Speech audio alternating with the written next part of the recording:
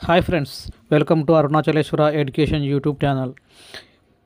ఈరోజు కరెంట్ టాపిక్లో భాగంగా ప్రధాని మోదీ 5 దేశాల పర్యటన గురించి తెలుసుకుందాం.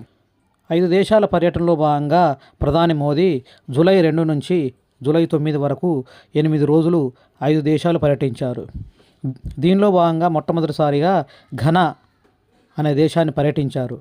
అక్కడ ఘనా అధ్యక్షుడు జాన్ డ్రమాని మహామా ప్రధాని మోదీకి the officer of the order of the star of Ghana అనే అంతర్జాతీయ పౌర పురస్కారం ప్రదానం చేశారు.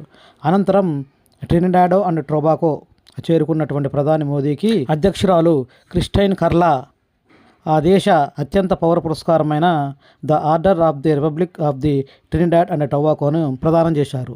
ఇది ప్రధాని మోదీకి 25వ అంతర్జాతీయ. అనంతరం అర్జెంటీనా వెళ్ళి అర్జెంటీనాలో జేవియర్ మిలే అధ్యక్షుని కలిశారు. అనేక ఒప్పందాలు కుదుర్చుకున్నారు. అనంతరం బ్రిక్స్ సదస్సులో భాగంగా బ్రెజిల్ చేరుకొని అక్కడ బ్రెజిల్ అధ్యక్షుడు లూలా డిసిల్వాని కలుసుకొని సమావేశమయ్యారు. అందులో భాగంగా బ్రెజిల్ అధ్యక్షుడు ప్రధాని మోదీకి 26 అంతర్జాతీయ పురస్కారమైన Grand Collar of the National Order of the Southern Cross అనే అంతర్జాతీయ పౌర పురస్కారం ప్రదానం చేశారు. ఇక చివరిగా ప్రధాని మోదీ నమీబియా చేరుకున్నారు.